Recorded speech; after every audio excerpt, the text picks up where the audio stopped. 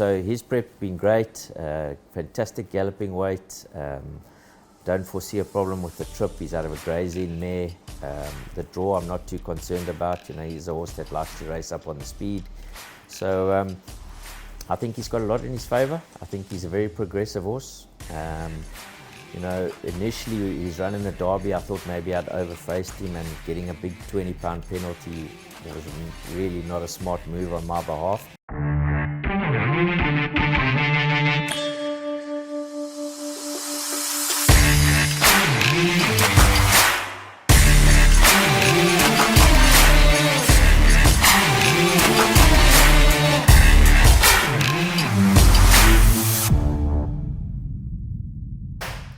It's an absolutely fabulous time to be in the province of KwaZulu-Natal, right up against the coast, the week of the Hollywoodbets Durban July, where we are recording in the Chairman's Suite at Hollywoodbets Greyville.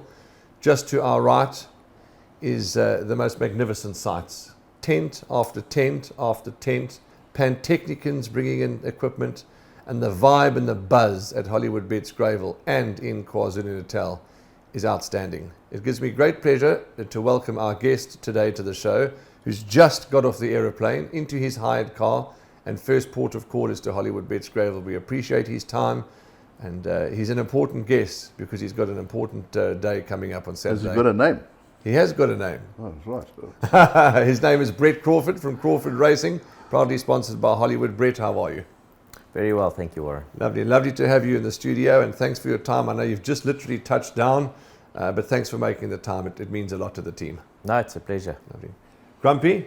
Yeah, what? You've been to the hair salon, I see. All looking bushy head. And I've just put it back. It's got. I'm going to have to have it cut before Friday. It'll be big Afrikaans sausage. The missus is grumpy. Yeah.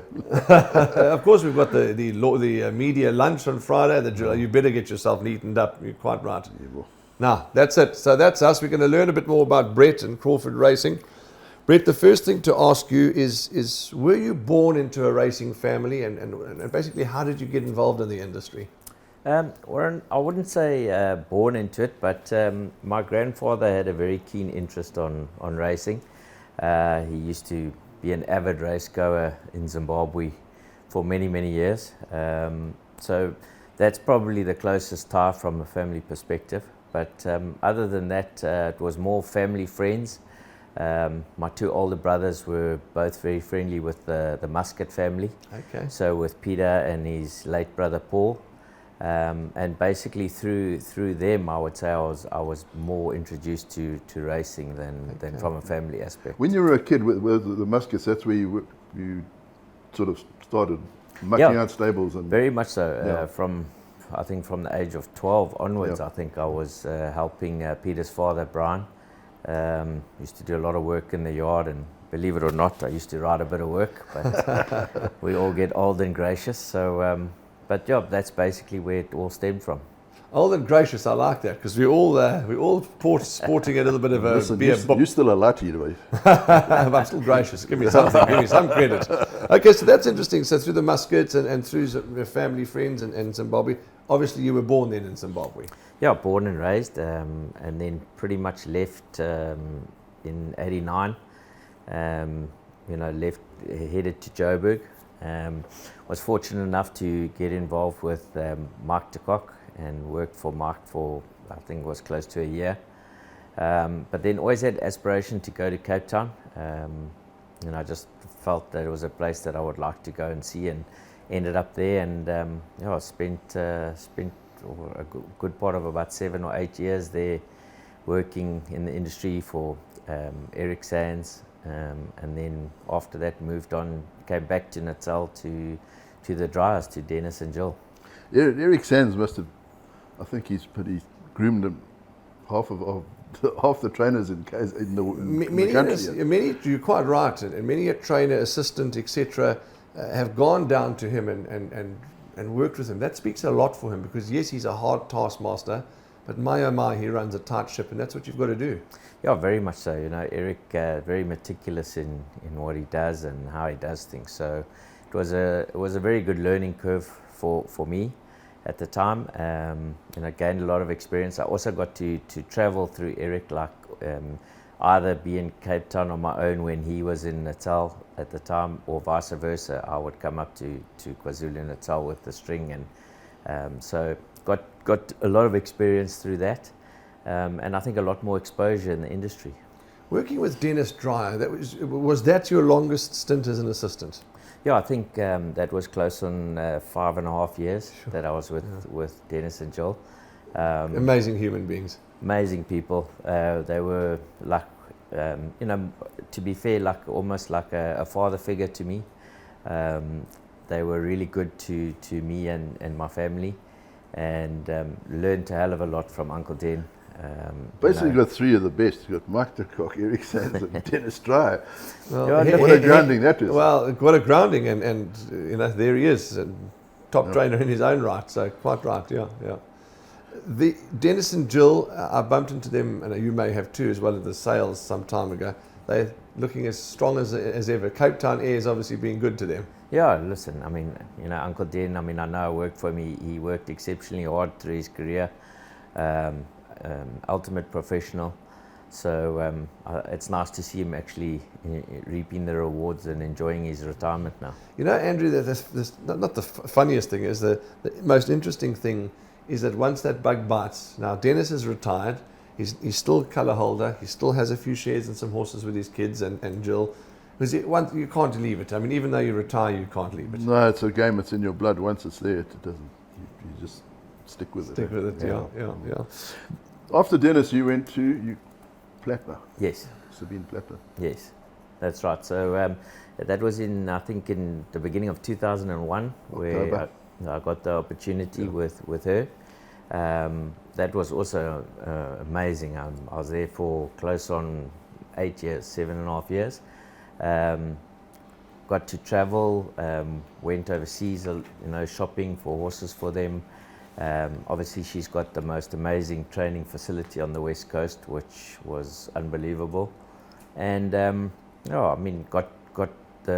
afforded the opportunity to work with some really, really good horses, early on in my career. So that was a big blessing for me.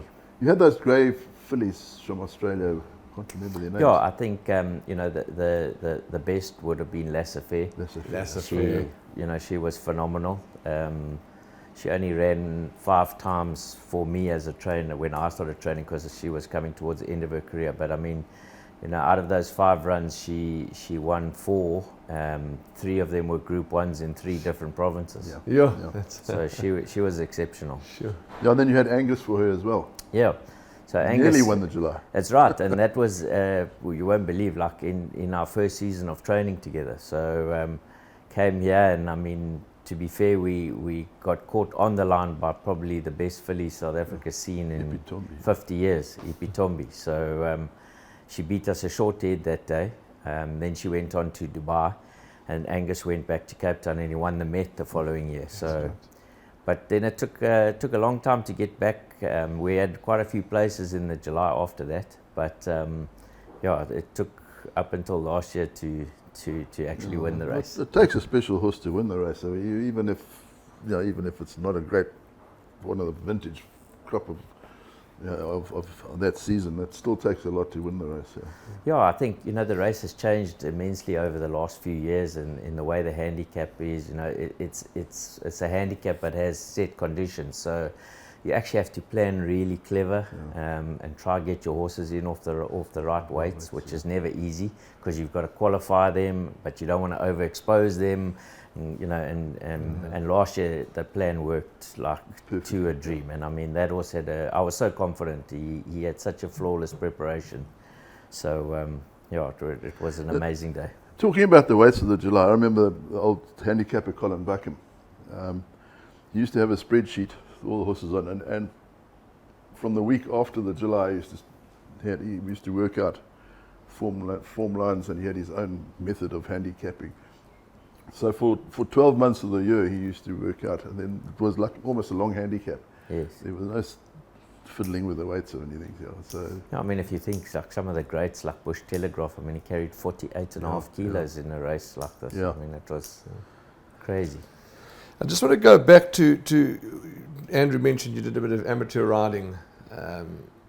that was, I mean, something obviously you enjoyed, and you know, was there ever thought that you would go on to become a jock? I mean, I know, as you said, growth, etc., but was that ever a possibility? No, I don't think. I mean, No. it was, you know, the amateur hurdle racing was something that I really enjoyed, and obviously with me riding work at the time, it was something that I did every day. So it was, I also felt that it gave myself a much better insight into a horse, because you get to understand the mechanics of the horse, what he's doing, and for me that always helps down the line, because you know, if the jocks come back and report stuff to you, if you've ridden before, it definitely does give you an insight into what they're trying to tell you. So, you know, I think that was also a very good grounding for me, and having the opportunity to do that, and that I did through the late Neil Bruss. Okay. So, Yeah, because also in Cape Town, if you look, they had that Cape hunt and polo things. I mean, you had Chris Snaith, Jeff Woodruff, all those. the Rixons. Or the Rixons, they all came through that thing. They know horses. So. And Yeah. I think Ricky Mangard, I don't know if you were here for Yeah. his podcast, he was also jump jockey with the same. No, but you same look at group of guys. blokes like Duncan Howes. I mean, he rode work from the time he was a laddie, and then you got Paula Roberts. They all know, they will know their horses. Yeah, Sure. absolutely. The stable now is based at Philippi. Just explain that, because there's only 2 yards that are at Philippi. Is that right? The rest are at Milnerton. Futura Park. Futura Park. That's cool. So there's three. Justin, Lunga, and myself Okay. are there currently. So between us, the place is pretty full. Okay. But that was basically the first, when I left Miss Splatner, that was there was no boxes available at Milnerton. So that was where I went. But it was quite funny, because it's actually where I began, right in the beginning, Okay. when I started in Cape Town. So I've known the place. So yeah, I mean, happy to be there. I think it's a fantastic centre for horses.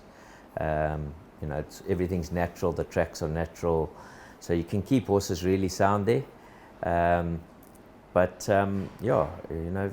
the experience, there's a few things we miss there. We miss grass tracks and that, but overall it's been a good centre, and I think Justin and my results over the last 10 years or so have proven that it's a good place. It's not a bit of a dodgy area.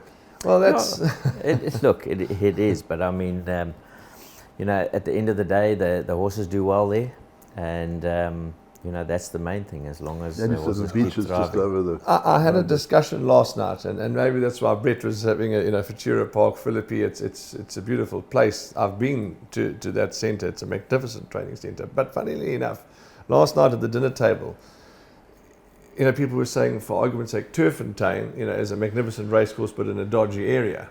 Well, yeah, maybe it is. I said to the guy that was arguing last night, I said, do you go to Ushaka? He said, I love it. It's on the point. It's magnificent. It's the beaches. I love it there. I take the kids. I go. I said, all right. I said, and to drive through there, through Point Road and this road and the Dodge areas. He said, oh, yeah, no, I do it. I said, well, then you get to the... So Turffontein, you might have to ride to the Dodge, or take a chance and go, and then you get to beautiful Turffontein. Philippi, yes, it's a bit of a Dodge area, but go, you get there. It's magnificent. It is what it is. So bad areas don't put me off. That's the point I'm making. But Philippi is certainly a magnificent centre. And talking of Lunga, settled in, and also a lovely man, a passionate and vibrant man. He's settled in nice. He's had a winner or two, which is good. Yeah, he has. He's he's done well. He's building up a string, which is fantastic to see. And obviously, he's supporting the Cape racing, which is great. Yeah, for sure. Let's talk about your team, Brett, because you have a big yard. I don't know how many horses in particular. You don't have to mention that if you don't want to. But you headed up, or you assisted by Barry, Robert, Craig, and of course teamwork and makes the dream work, of course. Yeah, listen, there's no doubt that it's a big job. There's lots of little aspects and details that everybody has a portfolio to look after. So it's important to have eyes on the ground. As you say, we've got Barry, Robert, Craig, Spider, Tembis, Sibassis. Those are all just in Cape Town. and then obviously you need to have your work riders. So fortunate enough that in Joburg, James is very well catered for due to the fact that Mr. Marie has put a lot of those grooms through their riding skills, and there's some really top class work riders in Joburg which give exceptional feedback. So from that aspect, James is very fortunate and blessed. Obviously Rankiesfontein, great training centre in my opinion, probably one of the best in South Africa.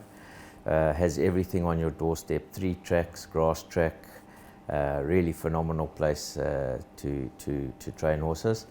And in Cape Town, I've got Ralton Peters, who used to be a jockey. It's a name we haven't heard for a long time. He rides work for me. He's a big asset to the yard. And then obviously we get assisted with Gareth Wright and obviously Louis. So, it's a big team. And as I say, it's, everyone has to put their best foot forward for it all to work, as well as all the grooms and the staff that we have, farriers, vets, physios. It's just it's endless. I'm glad that Brett mentioned that, because so many people think it's just a hit. It's a hit and miss easy job. It's not easy to run it. As I said to Dean Kannemeyer on the panel the other night, it's probably one of the toughest jobs being a racehorse trainer. People think, "Oh, you're silly," and it really is. I think it's one of the toughest jobs ever. Okay. But it's changed as well. If I look at when I started training to now, I mean, you definitely need to be someone who can communicate with all the way social media has changed over the last 10 years. You have to have the tools to enable yourself to correspond with your clients, whether it be videos or emails or pictures or whatever. So, there's a lot of work that needs to be done, and owners love communication, and it's a big thing, and rightly so. So, that's a big aspect of the industry. Then obviously the way the program has gone, merit ratings now. It's not just a case of taking a horse from a maiden and putting him in, in the old days you used to go to a B division or C division. Now the way ratings, you've got to work out your ratings, see what's best. You don't want to overexpose horses until they're good enough to be put into that sort of category of a race. So it's lots and lots of planning. A lot of times, you might miss the odd trick here or there, but overall you've got to keep your eye on the ball and make sure that you put horses in the right places. Yeah. Have you ever had a discussion or spent 5 minutes with James Crawford? No. Polite, respectful, intelligent, and just a delight to be around. And I've said that to you before many times. I've messaged you and I've messaged James. He's just seems to be loving life and loving the opportunity that you've given him. And let's elaborate about that, because I remember doing an interview with you on the stage at the July, I think last year or the year before, and you were both there together. I could feel the vibe, I could feel the love, I could feel the passion. You must be extremely proud.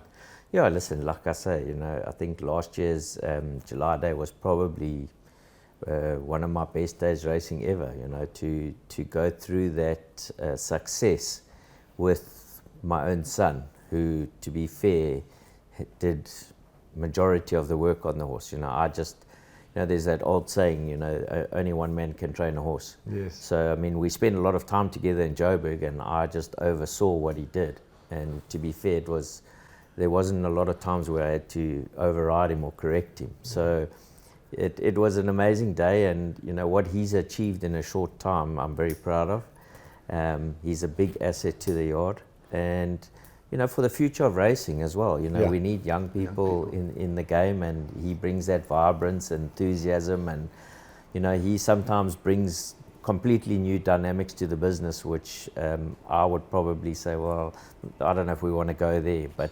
the enthusiasm brings it all out in these young guys. He started off with you in Cape Town, and then what made you send him to Joburg? Well, I've always been a believer that knowledge is a wonderful thing, and the more knowledge you get, for me, you just better yourself. So I always wanted him to go and learn from other people, not just from myself. So obviously, Johannesburg, Mike was the first port of call to send James, and Mike's a fantastic mentor. he's also, what he's done in this industry in his career is phenomenal, it's phenomenal. I mean, he was one of the first to break ground and race overseas, and so it was, for me, it was great to let James go and get that experience, and obviously learn different centres and different ways of training and that. So that was a big win for us. And then obviously at the time, Cape racing was in trouble, and it was looking pretty bleak coming out of COVID in Cape. And I was always worried that if something were to happen, then we needed to have a backup plan of some sort. Good thinking ahead, yeah. So that's when we decided to try and open a yard in Joburg. And at the time we weren't even sure if James was going to run it. But after James had been with Mark for 7-8 months, he was adamant that he was happy to stay there, and he wanted to take on the responsibility and the opportunity. So he's confident enough in himself to very much take so. it on. He's never lacked confidence, which is a great thing. Yeah. So and that was the beginning, And I mean, to be fair, we started with I think 7 horses. I think 5 of them I owned myself, and it's just gained momentum. And now he's got a full barn. He's got 50 horses in Joburg. Sure. Doing exceptionally well. I mean, what he's brought to the table this season, from the highveld, has been really good. And it's just something that it's another bonus or bow to our string, where if horses are not quite competitive in Cape Town, we've sent them up to the highveld and they've gone on, yes. And that just serves the owners well, And for us, it's really been something that we've enjoyed doing together, and even more so that it's worked so well. What is his hope for the future? Would it be a father-son combination? Would it be a James Crawford stable? I think there's no doubt that will be the next phase. He had to serve his assistant trainer apprenticeship, which I think is a 2-year period, if I'm not mistaken. Right. So he's got to be very close to be finishing that up. And as soon as he does that, then that will be the intention, that it will be a joint venture. Okay. For both of us. So that's great news. And then where that takes him after that, who knows? I mean, I know he has aspirations of looking at going overseas at some point. So if the opportunity yes. Shows itself, I mean, he's young enough to be able to do that. Yeah. So, and I would encourage that. Oh, it's such a great story, hey. Wow.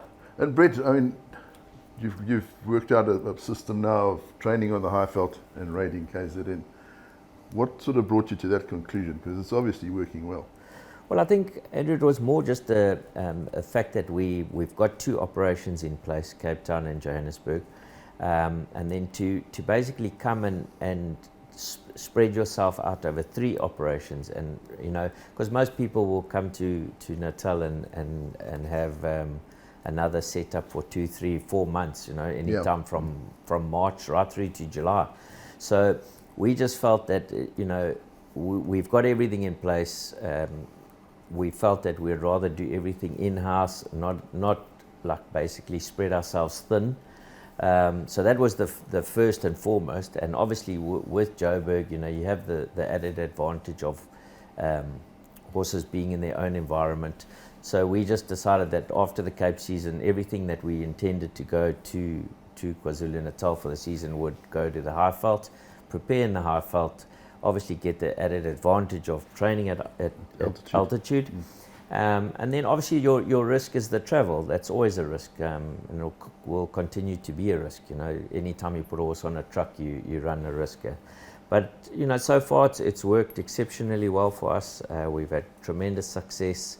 The horses seem to handle it well. We seem to have whatever we're doing and how we're doing it seems to be working exceptionally well. So I must say I think we couldn't be happier with how it's played out. We'll come back and talk about that some more in a moment when we touch on Winchester Mansion and Oriental Charm, etc. But just to talk about your sponsors, you recently been sponsored. And people say, well, what's the big hoo-ha about a sponsor? Well, it is a big hoo-ha. I mean, it's a huge part of the business. Yeah, look, I mean, we were very fortunate, in January this year when Hollywood approached us. So obviously I already was training horses for them, so had a bit of a rapport with Devon and Owen and the team. And obviously, to further that, Ridgemont has also got quite involved with the Heifer family. So, I felt it was a synergy that was going to work for us. So we were very, very proud to have been chosen. And, if you just look at what Hollywood has done, not just for racing, but I mean, across the board, in sport, in everything that they do. Foundation, Hollywood Foundation. Exactly. Huge. They just major players in the economy, and it's a good way of putting it. There are major players in the economy of South Africa because the foundation, as you said, the sports, the employment. That's actually a great way of looking at it. You don't need a sponsor. You've got so many shirts and caps. You get them He doesn't bloody stop free. with me, Brett. He doesn't stop with me. I mean, what can you do? I mean, if somebody gives you, if Brett gave me a Crawford Racing, I'd wear it. I mean, why not? Why not? You got to go Wants to. another Yeah, shirt. Absolutely. I mean, I've got. You're quite right. I've got all the stallions and the caps. That's what it's all about. What do you want me to wear? Rugby jersey. We're in racing. Yeah, well, you need to clone yourself because you've got so many free shirts. You need to spread them around. But so back to Hollywood, of course. So they do a lot for the economy, and we've obviously watched, and the grooms are well kitted, and it's just such a great partnership, and to so many other stables and jockeys that they get their name behind it really is great. We'll be in trouble if we don't talk about Gwen. Now, Gwen is your partner and integral part of the business, integral part of your life, and she's a colour holder, owns a lot of horses. She just loves the game, doesn't she? Yeah, look, Gwen works really, really hard within the business. She does all the admin, which, trust me, is no easy job. All accounts, all the payroll. So she's kept busy, but she loves her racing, loves her horses. Super proud of the stable and the achievements. She's been a rock.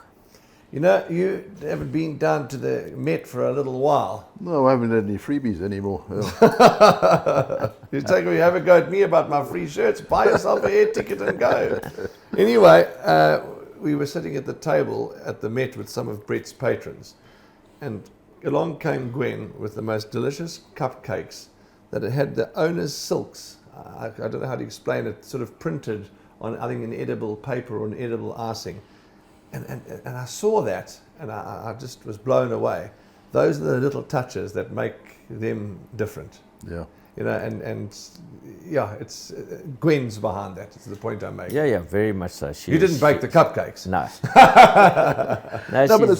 She's always got novel ideas, and she.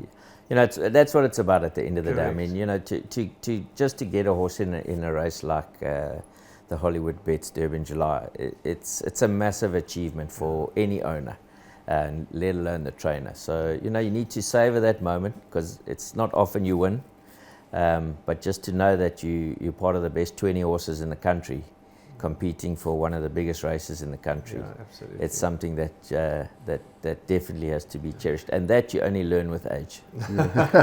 And the owners and the people of racing want to be made to feel special, because that's why you're doing it. I remember talking to an owner who got a horse in, and he said, "I don't care.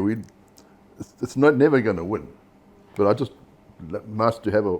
Absolutely. Just to enjoy it and You're have in a the horse race. in the That's race. a win on its own. Yeah, that's a win on its own. It ran second last, I know, but he didn't. It doesn't matter. Absolutely, you must have had as much of the party as everybody else. Yeah. But that's what it is. It's about making the owners and those around you feel wanted and feel special. Talking about owners, I don't expect you to go through them all, but you've got a big band of supportive owners, Mauritius owners, international owners, Ridgemont, Hollywood. The list is endless. The Sherrills, just off the top of my head, and of course Grant Knowles. And I mentioned Grant Knowles because he too is an integral part of your business with bloodstock, etc. And he's just a phenomenal racing man, is Grant, and we look forward to having him up over the weekend for the Hollywoodbets Durban July. Touch on that. Yeah, look, Grant and I go back a long way, and Grant was actually quite instrumental right in the early days when we started up, of helping me put syndicates together. And those were all the tractor syndicates that we put right in the beginning. So Grant's always been a big help for me. He's always helped me get horses, buy horses, syndicate them, find people, find new owners. So yeah, he's one of the few. But we're very fortunate in our business that we have a diverse range of owners. We've got guys who've got 5% in horses, up to people who own 100% in horses. So we're very spoilt. We get supported very well by the big stud farms around the country, which is also, it definitely helps, because you get your hands on such good pedigrees that potentially you may not be able to buy at sales. So I must say we've been well supported over the years, and not to single anyone out, because there are so many that have put us to where we are, and without them it wouldn't have been possible. But you also need to give yourself and your team a bit more credit, because yes, you are lucky or blessed, whatever you call it, that you have been supported by top owners and top farms, etc. But they wouldn't be supporting you if A, the service wasn't good, and B, the results weren't good. So you can puff your chest out, not that you're an arrogant person, but you certainly can be proud that they want to be with you, because they get rewarded. Yeah, I think, Warren, the key is every year at the beginning of the new season, we all sit together as a team, and we all try, and everyone needs to come up with one or two ideas as to how to make yourself better for the new season. Sure. And whatever that may be, and we just put that all together, and we see what comes out of it. And so every year we're trying to advance. We're trying to, if it's better technology that we need to use in terms of watching horses work, or heart rates, or whatever feed, so there's so many things that need to be looked at. And as I say, knowledge is a powerful thing. I want to talk about Winchester Mansion. Now, did this horse find you? Was Winchester sent in by the Drakenstein? Was it not sold on a sale? Tell us a story about him. No, he definitely found me. Drakenstein, every year they support us, and he was just one of the horses that arrived. We weren't sure of his story, but the story actually goes back that he was due to go to sale, and then as a yearling he hurt himself in the paddock, and he actually fractured 2 vertebrae in his neck. So obviously they didn't want to sell him, so they let him recoup, and they weren't sure where he would go, or how he would go, or then put him into training, and we just went along slowly but surely, and he just progressed, and then I think the turning point was after we gelded him. He really turned the corner, and the rest is history. So he definitely found us. I think your first big horse was Jackson. When you were on your own? Yeah, on my own. Thunder Dance and Jackson were the first two. They were very close to, not far apart, but 100%. I remember that Cape Derby. You were up against Variety Club. And I remember writing the story. Anton, so he rode the absolute perfect race until Carissa came past him, zoop on the line. Yeah. No, he was a phenomenal horse. I still think that was probably close to one of his best performances that he ever put up. And obviously, winning the Daily News was good, and then the Champions Cup. Yeah. So he was a very good horse, and we were lucky. Soon after him, we got Futura. He was as good. Phenomenal horse. He ran third in the July in a race that probably he should have won, because they went very slow that day and made it a sprint for the line. Another good horse that you've got, and just people on social media, I don't know why they do it, and Andrew and I always make it very public that on this show we'd have no negativity, we will not tolerate hate speech, none of that nonsense. But Frances Ethel's a very good horse, and we're going to ask you how she's doing and how she found you in that story. But a great release that you put out the other day, when whoever it was, how people want to spread fake news. I mean, as if people haven't got enough aggravation in their lives. You know, Armin C. had died, Francis Ethel had died. I mean, anyway, but that's for another debate. But I suppose we just got to rise above that. Yeah, well, but some people think, well, we've got the story, let's just send it out there like they're going to be a hero because they've got the story for them. Yeah, they don't worry about the facts. Yeah, well, yeah, they want to be a hero. There's other ways of being a hero, not by trying to make other people's lives a misery. But that's for another argument. How's Francis Ethel? Top horse. Yeah, she's unfortunately, you know, she got sick. Nearly 10 days ago now. She had a mild spate of colic, and she was not settling down. So we opted to send her to Honest Report so she could get the correct care that she needed. Yes. Due to the fact that she just wasn't settling after day 1, day 2. But yeah, happy to report that she's back at home now, all going well. Obviously, Barry and Team Valor have plans for her, so we won't see her race again in South Africa. Okay. She will be getting ready to be exported whenever the next batch of horses will go into quarantine. Okay. But yeah, she was a filly that pretty much came from nowhere and just took a major rise. James did a fantastic job with her. He took her straight out of the maidens and ran her in a merit rated fillies and mares 92, I think. Yes. Which is not No, easy. it's not easy, no. And she won and won well. So it's unfortunate she's not going to take her place on Saturday, because I think off a lightweight and maybe being ridden a bit differently than how we rode in the Will Abington would have made a difference. But I have no doubt they'll have a lot of fun with her, because I think she'll only get better. Yes. She's still very immature, and she will strengthen up. So we wish Barry and Team Valor all the best. Barry's got a phenomenal eye for picking horses like that. He's picked tops. Crazy. Crazy is the right word. Do you know that David Thistleton wrote that article, I think it was going around in the various groups, that I think this is the first year in 45 Julys, Hollywoodbets Durban Julys, that there's no filly in the race. Yeah. And she obviously would have been, and so there's the stat, 45 years I think it is. So that was interesting, no fillies in the race.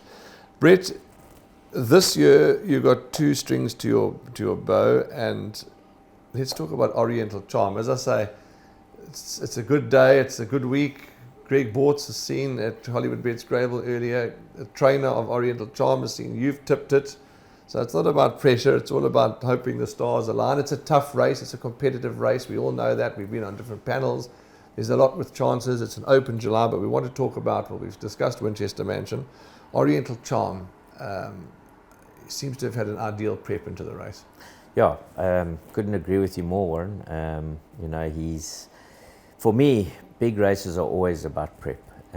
If you have the slightest hiccup, it makes it exceptionally hard. And, touch wood, sitting now on Wednesday, so far, we couldn't have been happier with what's happened, what's transpired. It's almost a carbon copy of Winchester Mansion. It is, without a doubt. Yeah. And, at the beginning when we sent him to highveld, the plan was always to try get him here, but our plan was actually to run in the Daily News.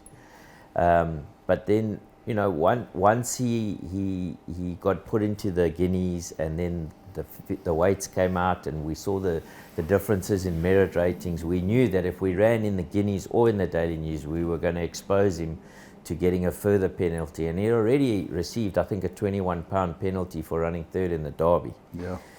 So, James and I discussed it, and we thought, let's, although we're going to take on older horses and we're probably going to be top weight, at least those are all handicaps. And if he were to win, the most you can get is margin of victory. You're not going to get 10 or 12 pounds for running second or third or fourth even. So, we discussed with Greg, Gina and Leon, and opened our cards and said, this is the route we want to take. And thank goodness we did, because it's worked out to the T. Obviously we didn't expect Green with Envy to get a penalty for the Daily News, but it worked out that way.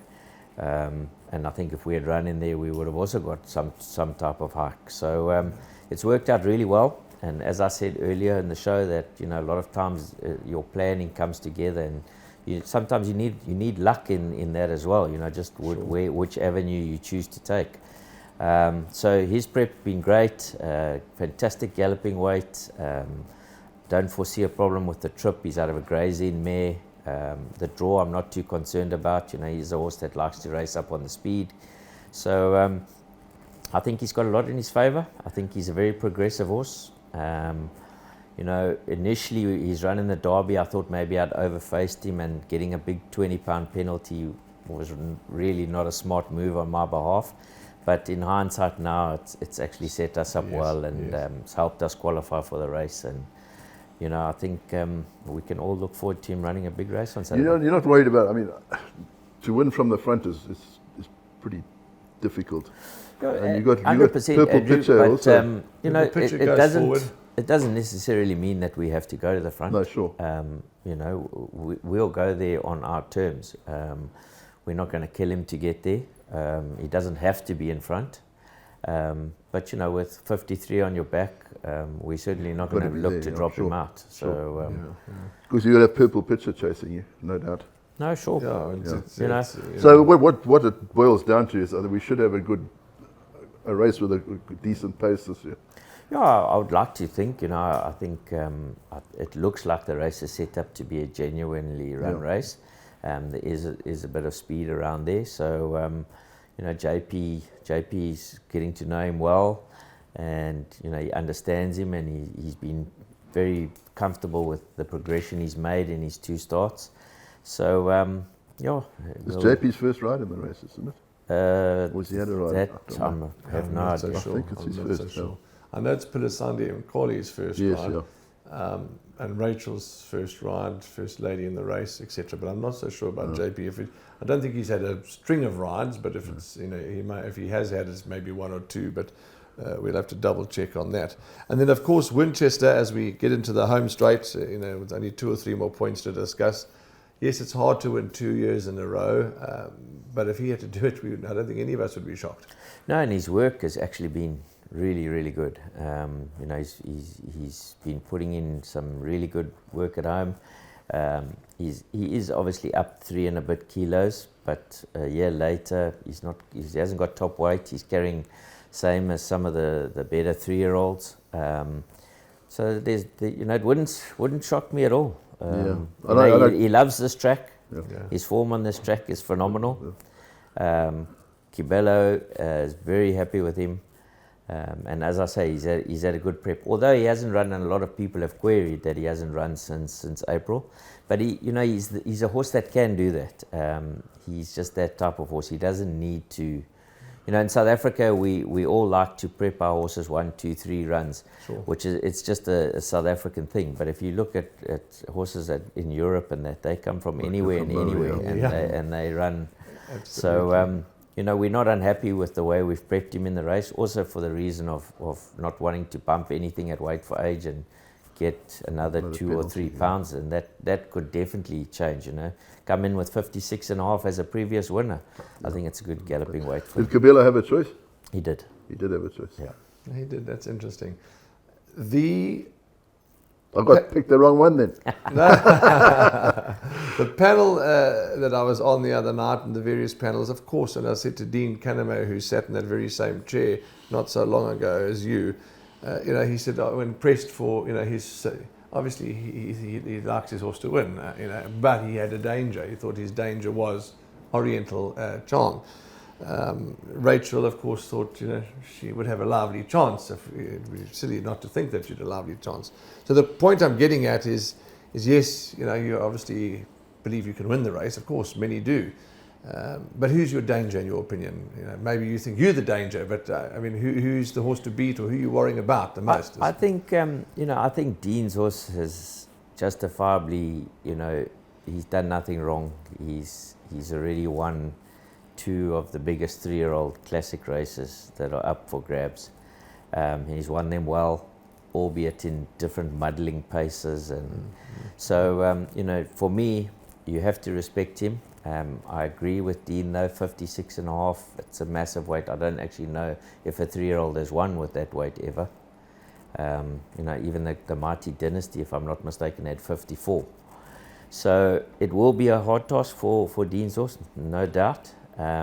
but I think he for me looks like the horse. He's a worthy favourite. The week of the Hollywoodbets Durban July, we record today, Wednesday. My oh my, we've been jumbled with our days of recording, but it's all about accommodating our guests and accommodate we'll do. Tomorrow is the sales. Will Crawford Racing be present at the Natal Winter Yearling Sale? Oh, we're going to pop our heads down there now, go walk around, have a look and see. So we'll definitely be having a look, and yeah, hopefully we'll find something tomorrow.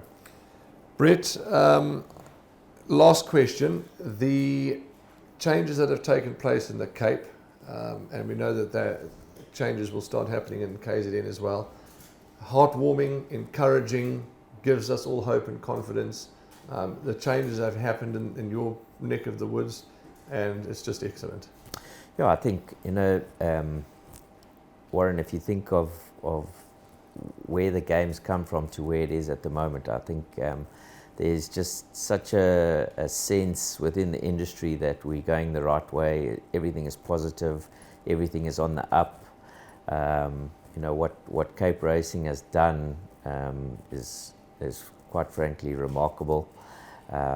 It's fantastic to see that racing can be put back on a pedestal that it deserves to be on. So, we're very blessed, and hopefully we can sustain and maintain it and pull in the various different provinces to continue with it, because it's a wonderful game that we all love so much, and I think it's quite fitting that the theme this year is Ride the Wave. Yeah, absolutely. I know that you are semi-retired and you're riding your own wave up on the hill there in the semi-nature reserve at Ashburton, but we'll be seeing you for the rest of the week. We've got the media lunch, we've got the big day on Saturday, so you've got your suit out, have you? Suit? Yes. I haven't had a suit since I got married. Well, I know, but you wear your grandfather's coat. You've had that for 112 years. Yeah, but I've put on a bit of condition so it doesn't button up, so I don't think I'll be wearing it this year. But we look forward to seeing you, of course, because it's. I know that you're semi-retired, and you can see by the way he's dressed, he's probably just come from the beach fishing. I've got shoes on. Banana boy. Yeah, absolutely, and that's a win. He's got shoes on. Brett, all that's left really for me is to wish you and Gwen and your family and all the kids and your whole operation and your owners and everybody all the very best, not only for the big race on Saturday. Obviously, we'll be seeing you on Saturday, and hopefully we'll be celebrating and enjoying, and you've got other runners, and if you don't manage to win the big one, please God you win other races on the day, and we wish you all the best, and thank you for being with us. And it's just been a wonderful story, and all the best to you guys. Perfect. Thanks very much for having me on the show. No, lovely. Andy, anything else to report? No more news? Lots of betting pools? Massive? No, it's a big pick six pool apparently. Yeah. They're looking for 20 million. Yeah, huge. And we're betting Hong Kong world pools. So that's big money. It would be remiss before we close the show, because I don't know, maybe there's somebody out there that wants to know what we like for the July. We better tell them. I mean, can you imagine? They'll say we never told them what our selections are. Well, so let's do it this way. Well, I've misled the whole of Hong Kong, so that's fine. Let's do it this way, because it's so hard. And on TV nowadays, it's I don't go first, second, third, fourth. You talk about 3 or 4 horses. Who are your 4 in no particular order? I've gone Gallop, Oriental Charm, Right. Canamaya's horse, Green with Envy. Envy, Mace. I think he'll run a big race, see it again, and Nathan, Royal Victory. Those are your 4. Those are my 4. My 4, Oriental Charm, and I'm certainly not saying it because the man's sitting here. You can check all publications, you can read it in the newspaper. In no particular order: Oriental Charm, Winchester Mansion, Green with Envy, and Purple Pitcher is my lurker. So those are my 4 in no particular order. Folks, it's been a great podcast, and next week, I think we deserve a week off next week. Do you agree? Week off? Yeah, no podcast next week. I don't know, maybe... Oh, you lazy bastard. Well, you've missed the last 7, I've done them on my own. But we'll let you know. If we don't do a podcast next week, we'll do one the week after, because it's time for... We might have to get Brett back again after he wins the July. To celebrate the win, absolutely. Yeah. I'm sure he'll be more than happy to come and be with us to celebrate the victory, should it happen. And it's certainly a bright chance of it happening. Now, we'll see you soon. Punt well, and we'll keep you posted. Lots of action on social media. Michelle Wing's done the most magnificent video, a preview show on the Hollywoodbets Durban July. Just go onto the Gold Circle Facebook page and you'll see all that you need to see there. Punt well, stay safe. Maybe the Crawford team can saddle the exacta. Wouldn't that be a blessing? From Warren Lenferner, Brett Crawford and Andrew Harrison, we'll see you in the number 1 box.